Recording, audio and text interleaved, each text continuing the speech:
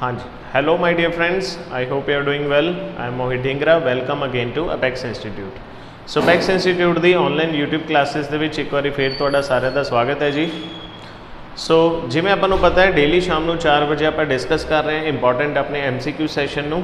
ਸੋ ਅੱਜ ਵੀ ਤੁਸੀਂ ਸਕਰੀਨ ਤੇ ਦੇਖ ਪਾ ਰਹੇ ਹੋ ਆਪਾਂ ਡਿਸਕਸ ਕਰਾਂਗੇ ਆਪਣੇ ਪੋਲਿਟੀ ਦੇ ਇੰਪੋਰਟੈਂਟ MCQs। ਸੋ ਆਪਣੀ ਪੋਲਿਟੀ ਦੀ ਅੱਜ ਆਪਣੀ 10th ਕਲਾਸ ਹੈ। ਇਸ ਤੋਂ ਪਹਿਲਾਂ ਜਿਹੜੀ 9 ਕਲਾਸਿਸ ਹੈ वो अपेक्स इंस्टीट्यूट के यूट्यूब चैनल पर अवेलेबल है। सो पिछली क्लासिस भी तुसी सारियां देख सकते हो। सो डेली 4 बजे क्लास होंगी है, डेली अपनी क्लास लगा सकते हो। अपकमिंग पंजाब गवर्नमेंट एग्जाम्स के लिए काफ़ी इंपॉर्टेंट ये सैशन रहूगा। सो स्टार्ट करते हैं। अज का अपना फर्स्ट क्वेश्चन देखते हैं कि है the fundamental duties of the Indian citizen have been, यानी कि भारतीय नागरिकों के बुनियादी कर्तव्य की है, वो बारे की क्या है। Originally provided by the constitution भी मूल रूप में संविधान वालों अपन प्रदान किए गए सी, या फिर 44वीं जी शोध सी राही संविधान में शामिल किए गए सी, या 42वीं शोध राही संविधान में शामिल किए गए सी, या फिर सुप्रीम कोर्ट के एक फैसले नाल संविधान में शामिल किए गए सी। सो ड्यूटीज़ बारे पूछे, आंसर करो ड्यूटीज़ बारे इन्हों के विचों किहड़ी स्टेटमेंट है वो अपनी करैक्ट है।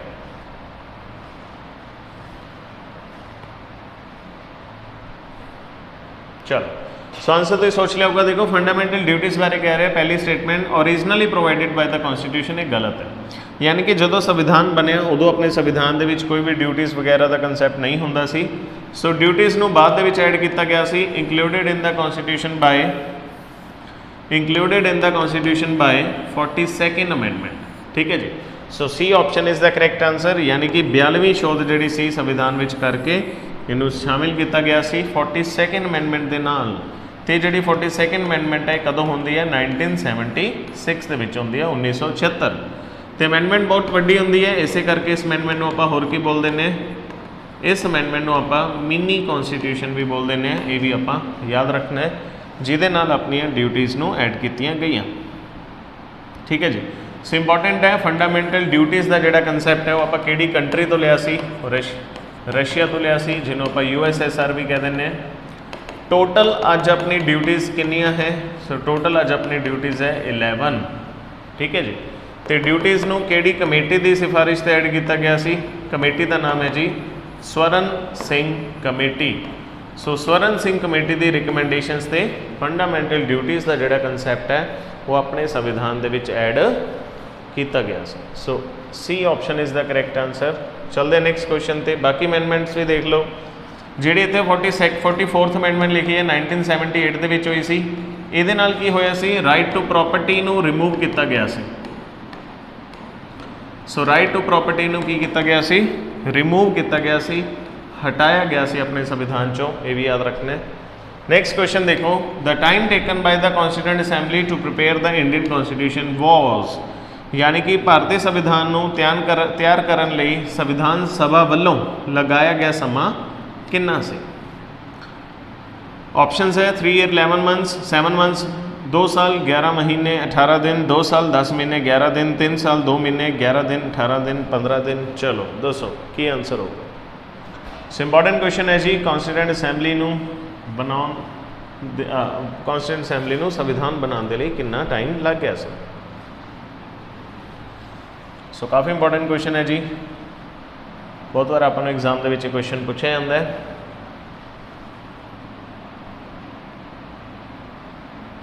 चलो सो कॉन्स्टिट्यूएंट असैम्बली है जी उन्होंने संविधान बनाने लग गया सी जी 2 साल 11 महीने ते 18 दिन। So B option is the correct answer, that is 2 साल 11 महीने 18 दिन लग गए सी कॉन्स्टिट्यूएंट असैम्बली को संविधान बनाते। बिल्कुल। नैक्सट देखते हैं जी अगला क्वेश्चन, थर्ड क्वेश्चन है when did Delhi became the capital of British India. So Delhi British Bharat की राजधानी कदों बनी सी? 1920 के विच, 1911, 1857 या फिर 1757। चलो आंसर करो फटाफट।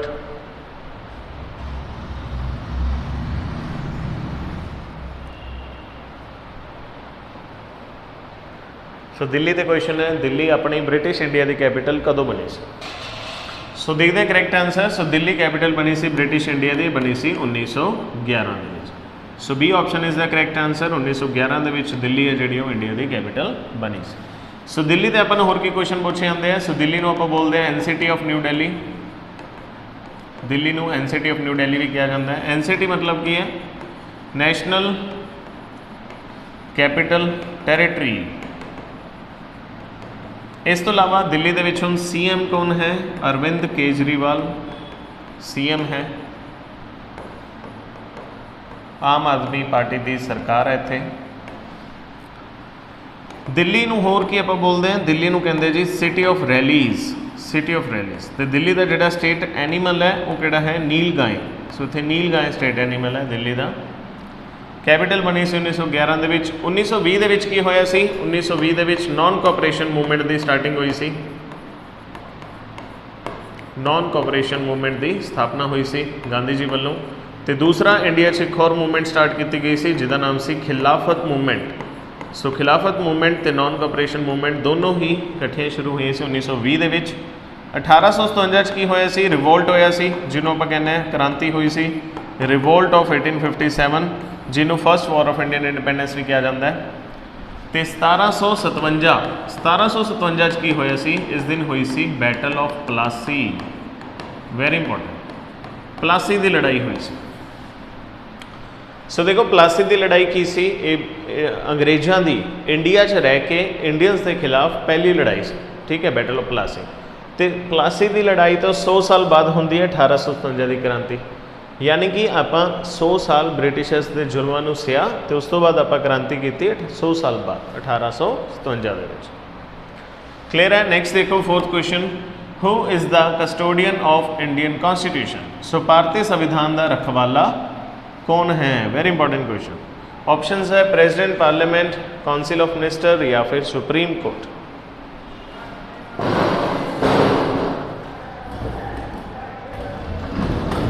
सो भारतीय संविधान के आप रखवाला दसने हैं किनू कहा जाता है?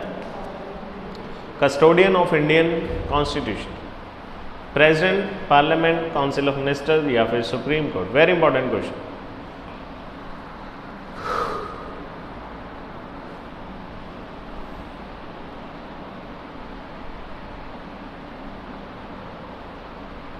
हाँ जी, सो कस्टोडियन ऑफ इंडियन कॉन्स्टिट्यूशन आप किन्हों बोलते हैं? ये बोलते जी आप सुप्रीम कोर्ट को, यानी कि D option is the correct answer, रखवाला। क्योंकि सुप्रीम कोर्ट ही अपनी कॉन्स्टिट्यूशन को रेट करता है ना, कोर्ट्स के कॉन्स्टिट्यूशन का हवाला दे के डिसीजनस दिते जाते हैं। सो इसे करके इनू कॉन्स्टिट्यूशन का रखवाला कहा जाता है, ठीक है। सो इंपॉर्टेंट है custodian of Indian constitution that is supreme court. Article 124 supreme court के लिए आर्टिकल है 124, वेरी इंपॉर्टेंट। क्लियर है? So D option is the correct answer. चलते हैं नेक्स्ट क्वेश्चन पे। फिफ्थ क्वेश्चन देखो की है, द चेयरपर्सन ऑफ द लोक सभा इज डेजिग्नेटेड एज। सो लोक सभा के जोड़े चेयरपर्सन होंगे उन्होंने डैश वजों मनोनीत किया जाता है, चेयरमैन, स्पीकर, वाइस प्रेजिडेंट या फिर प्रेजिडेंट।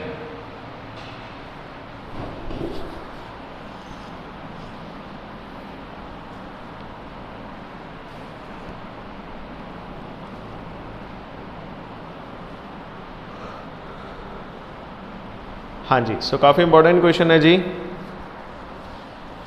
लोक सभा के चेयरपर्सन कौन होंगे है? लास्ट सैशन के भी तुहानूं क्वेश्चन करवाया सी। चलो सो करैक्ट आंसर देखते हैं। सो चेयरपर्सन होंगे जोड़े लोक सभा के वो होंगे जी speaker, very important. So B option is the correct answer that is speaker. So speaker is the presiding, इन्होंने इदा भी कहा जाता है प्रिजाइडिंग ऑफिसर ऑफ लोक सभा। सो लोक सभा के प्रिजाइडिंग ऑफिसर भी कौन होंगे? स्पीकर, ठीक है। चेयरपर्सन भी कह सकते हैं, प्रिजाइडिंग ऑफिसर भी कह सकते हैं। तो अपन पूछा जाता भी लोक सभा के पहले स्पीकर कौन सी? सो पहले स्पीकर सी अपनी लोक सभा के GV मावलंकर, वेरी इंपॉर्टेंट है ना। तो पहली वूमेन स्पीकर कौन सी लोक सभा की? फर्स्ट वूमेन स्पीकर, ये भी अपन लास्ट क्लास के पढ़िया सी, इन्हों का नाम सी मीरा कुमार, मीरा कुमार पहली लोक सभा की वूमेन स्पीकर सी, याद रखना इंपॉर्टेंट है। तो जोड़े वाइस प्रेजिडेंट होंगे उपराष्ट्रपति है ना, इन्हों कहने आप he is the ex officio chairman of राज्य सभा। सो राज्य सभा के एक्स ऑफिशियो चेयरमैन कौन होंगे? Vice president. ये भी आप याद रखना। चलते नैक्सट क्वेश्चन पे। 6th क्वेश्चन है which article of the Indian constitution enumerates fundamental duties of the Indian citizens. So भारतीय संविधान की किहड़ी धारा भारतीय नागरिकों के बुनियादी कर्तव्यों को गिनती है? सो ऑप्शंस है आर्टिकल 50A, 50B, 51A या फिर 51B।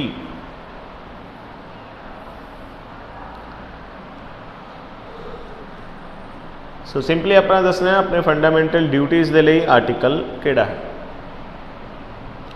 सो ड्यूटीज़ बारे किहड़े आर्टिकल दे विच लिखा गया आप ये दसना है आर्टिकल। वेरी इंपॉर्टेंट आर्टिकल है ये। चलो सो करेक्ट आंसर देखो की है। सो ड्यूटीज़ लिए जो अपना आर्टिकल है वो है article 51A, 51A। Very important duties. So duties का कंसैप्ट आप रशिया तो लिया सी, USSR तो लिया सी। पार्ट भी ये याद रखना है। पार्ट है अपना 4A, ठीक है। आर्टिकल है 51A ड्यूटीज़। Very important. तो ड्यूटीज़ का कंसैप्ट है वो अपना 42nd अमेंडमेंट 1976 के नाल अपने संविधान के ऐड की गई। नैक्सट क्वेश्चन देखो 7th क्वेश्चन है the finance commission of India is constituted under dash of the constitution of India. So वित्त कमीशन है जोड़ा उसका गठन भारत के संविधान के डैश के अधीन किया जाता है? आर्टिकल 275, आर्टिकल 280, आर्टिकल 282 या फिर नन ऑफ दीज। हाँ जी, very important.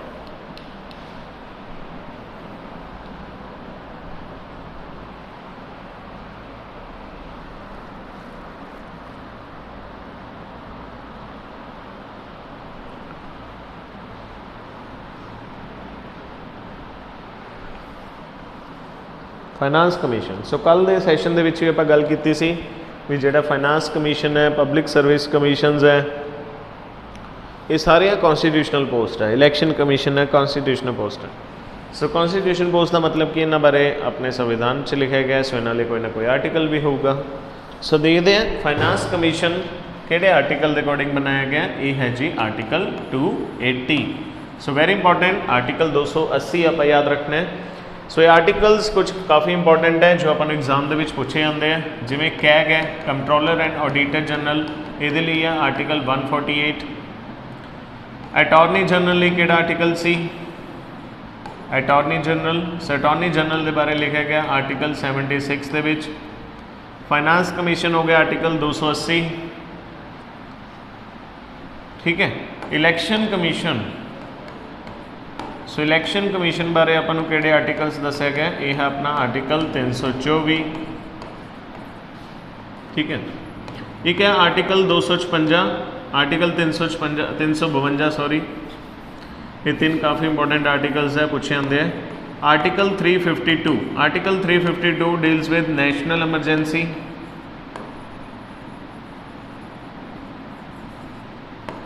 Article 356 deals with state emergency यानी कि प्रेसिडेंट रूल। तो आर्टिकल 360 डील्स विद ये अपना डील करता है फाइनेंशियल एमरजेंसी, फाइनेंशियल एमरजेंसी। सो सारे इंपॉर्टेंट आर्टिकल्स हैं, आप याद रखने हैं। सो आंसर हो चुका अपना B option, that is article 280 finance commission. Very important. Next देखते हैं जी अगला क्वेश्चन। 8वां क्वेश्चन है under which article of the constitution of India can the Indian parliament make laws under the residuary powers. काफ़ी इंपॉर्टेंट क्वेश्चन है, समझते question की है। सो भारत के संविधान की किहड़ी धारा के तहत भारतीय संसद बचिया शक्तियों के तहत कानून बना सकती है? आर्टिकल 248, 249, 250 या फिर 251। Very important. चलो एक बार तुम आंसर करो, देन आप क्वेश्चन को समझते हैं क्वेश्चन की है।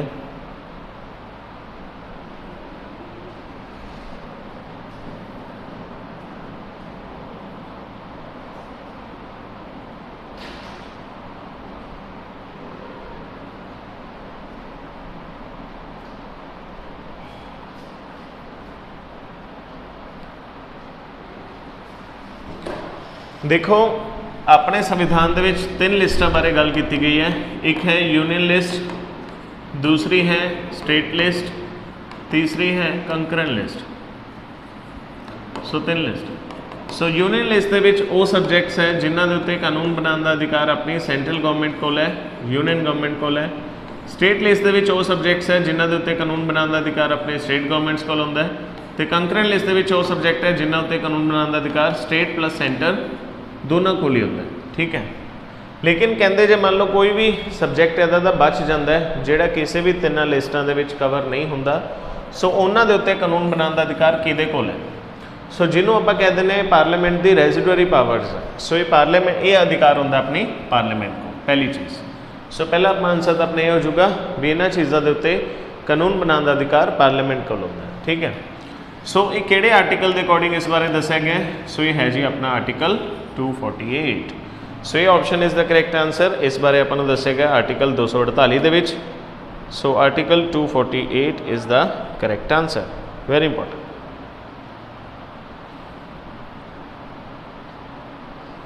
क्लीयर है। सो आर्टिकल 248 विच अपन ये बारे दस्या गया। नैक्सट देखो, the 9th schedule of the Indian constitution was added by, very important question. So देखो भारतीय संविधान में 9वीं अनुसूची किहदे राही जोड़े गई सी। फर्स्ट अमेंडमेंट के नाल, 8th अमेंडमेंट, 9th अमेंडमेंट या फिर 42nd अमेंडमेंट। 9th शेड्यूल अपने संविधान ऐड होया सी किहड़ी अमेंडमेंट के नाल, वेरी इंपॉर्टेंट। सो देखो ओरिजिनली जो अपना संविधान बनया सी उदों अपने संविधान दे विच 8 शेड्यूल सी, 8। ठीक है, लेकिन धीरे धीरे की अपने संविधान 12 शेड्यूल अज है ना। सो अपन 9वां पूछा, जो 9वां शेड्यूल है वो कि अमेंडमेंट के नाल ऐड होया सी, वेरी इंपॉर्टेंट। चलो आंसर करो।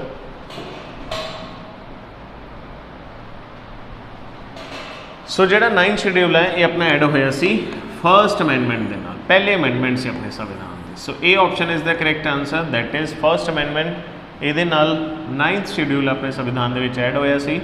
सो ये option is the correct answer.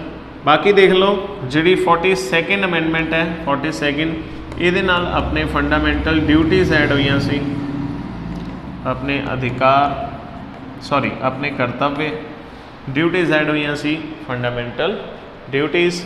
42nd amendment act ये कदों हुई सी 1976 में। ठीक है, तो 9th शेड्यूल ऐड होया सी पहली अमेंडमेंट के नाल, ये भी आप याद रखो। नैक्सट क्वेश्चन देखो, 10th क्वेश्चन है, which fundamental right is violated if a 12-year-old child is working in a carpet manufacturing factory। सो कहते जेकर 12 साल का बच्चा गलीचे बनाने वाली फैक्ट्री में काम कर रहा है तो किहड़े बुनियादी अधिकार की उलंघना होंदी है। आज़ादी का अधिकार, संवैधानिक उपचारों का अधिकार, बराबरी का अधिकार या फिर शोषण के खिलाफ अधिकार। हाँ जी,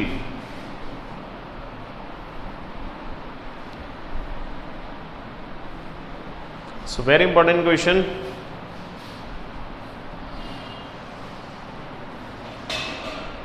आंसर करो। सो फंडामेंटल राइट्स के क्वेश्चन है, जो 12 साल का बच्चा फैक्ट्री काम कर रहा है तो हो रहा उसका राइट अगेंस्ट एक्सप्लॉयटेशन। सो शोषण के खिलाफ जो अधिकार है वो खिलाफ जो अधिकार है वो की हो रहा, वायलेट हो रहा, जोड़ा है उल्लंघना हो रही है। ठीक है, सो इंपॉर्टेंट है जी, D option is the correct answer. So fundamental rights से अपन काफ़ी क्वेश्चन पूछे आते।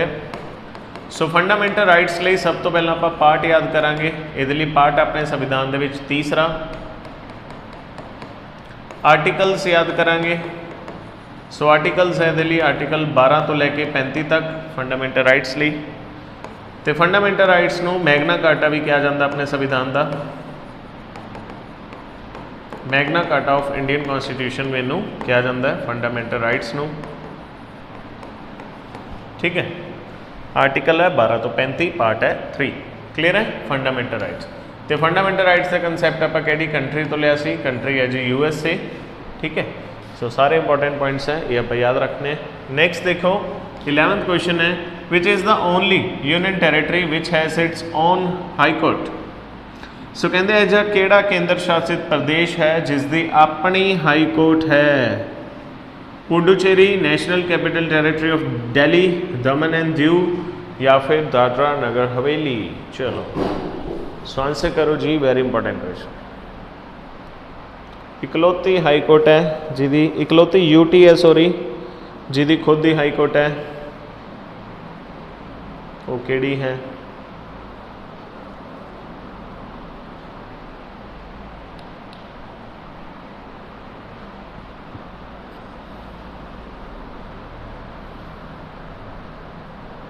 चलो सो आंसर सोच लिया होगा। आंसर होगा अपना ਇਹਦਾ second option that is national capital territory of Delhi. So राष्ट्रीय राजधानी खेत्र दिल्ली बिल्कुल। So B option is the correct answer. ये दिल्ली हाई कोर्ट भी हैगी। ठीक है, सो इंपॉर्टेंट है NCT that is national capital territory, ये आप याद रखें। क्लियर है? कैपिटल्स देख लो। अंडमान निकोबार की कैपिटल है जी port Blair. Daman and Diu यदि कैपिटल दमन ही है, वैसे तो हुन इकट्ठी होगी दमन एंड दीव दादरा नगर हवेली, है ना। नेक्स्ट देखो अगला क्वेश्चन 12th क्वेश्चन है the concept of public interest litigation PIL was initiated by. So कहते पब्लिक इंटरेस्ट लिटिगेशन PIL की धारणा है डैश वालों शुरू की गई सी। Supreme court, member of the parliament, prime minister या फिर प्रेसिडेंट। So very important.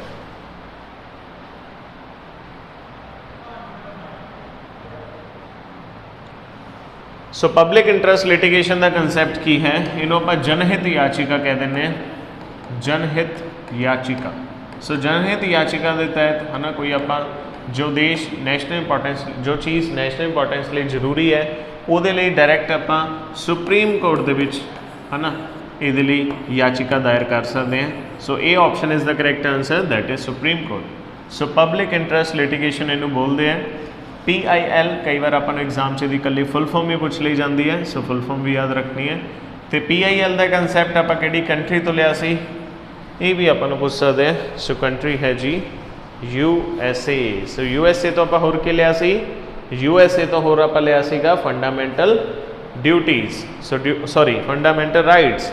सो राइट्स भी लिया सी तो दूसरा आह कंसैप्ट भी लिया सी PIL। नेक्स्ट क्वेश्चन देखो की है 13 है the individual can approach the supreme court to appeal against the judgment of dash. So कहते कोई भी व्यक्ति डैश के फैसले के खिलाफ अपील करने लई सुप्रीम कोर्ट तक पहुँच कर सकता है। सो कि फैसले के खिलाफ आप सुप्रीम कोर्ट जा सकते हैं। ऑप्शंस है लोक अदालत, डिस्ट्रिक्ट कोर्ट्स, हाई कोर्ट्स या फिर न्याय पंचायत। चलो आंसर करो।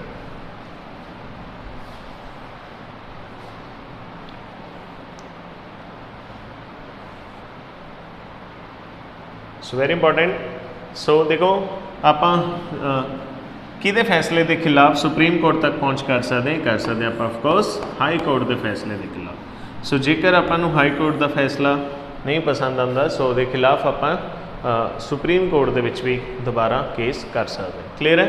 सो C option is the correct answer. चलते नेक्स्ट क्वेश्चन पे 14th क्वेश्चन है the government of India appointed a committee headed by justice Rajendra Sachar to examine the social, economic and educational status of which of the following communities।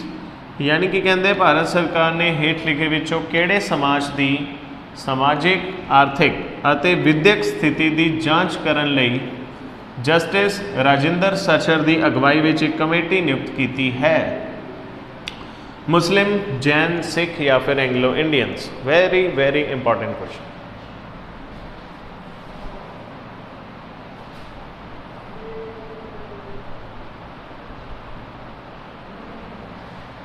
हाँ जी। सो justice Rajendra Sachan committee ये बनाई गई सी Muslims लिए, है ना। मुस्लिम का इंडिया की स्टेटस है, इंडिया लिए मुस्लिम्स के की सेफगार्ड्स हो सकते हैं। सो मुस्लिम्स लिए कमेटी बनाई गई सी जस्टिस सचर कमेटी। सो याद रखना है ये option is the correct answer. चलते हैं आज के सैशन के अपने लास्ट क्वेश्चन पे। सो क्वेश्चन है Indian constitution members nomination to the Rajya Sabha has been taken from which country. So कहते भारतीय संविधान में जोड़े राज्यसभा लिए मैंबरों की नामजदगी होंगी है, ये कंसैप्ट आप किहड़े देश तो लिया भी जोड़े नॉमिनेशन की जाती है मैंबर राज्यसभा के है ना प्रेजिडेंट वालों literature, arts, science, social service की फील्ड के राज्यसभा जो मैंबर नॉमिनेट किए जाते हैं प्राइम मिनिस्टर सॉरी प्रेजिडेंट वालों। ये कंसैप्ट आप किहड़ी कंट्री तो लिया सी? ब्रिटेन, USA, आयरलैंड या फिर आस्ट्रेलिया।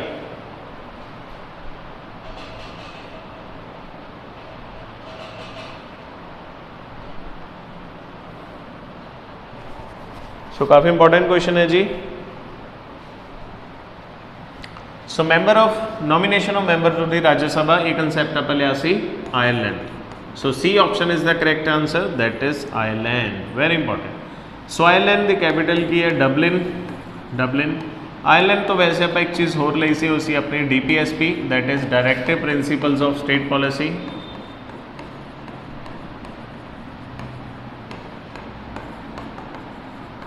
ये कंसैप्ट भी आप आयरलैंड तो लिया सी, ये भी आप याद रखना है। USA तो आप लिया सी अमरीका तो आप लिया सी अपने फंडामेंटल राइट्स।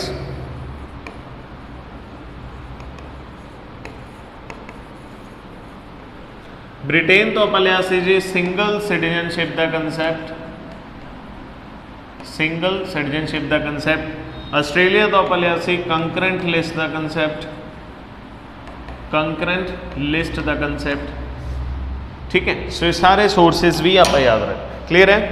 चलो सो ये सी आज दे अपने इंपॉर्टेंट क्वेश्चंस। आई होप तुहानू सैशन अच्छा लग्या होगा। सैशन अच्छा लग्या तो लाइक कर दिओ, शेयर कर दिओ एंड अपने कमेंट्स भी तुसी वीडियोस बारे अपने दस सकते हो कमेंट बॉक्स दे विच, क्लियर है। चलो सो आज लिए नहीं करते हैं, मिलते हैं फिर अपने नेक्स्ट पार्ट दे विच। So till then thank you and best of luck, God bless you all.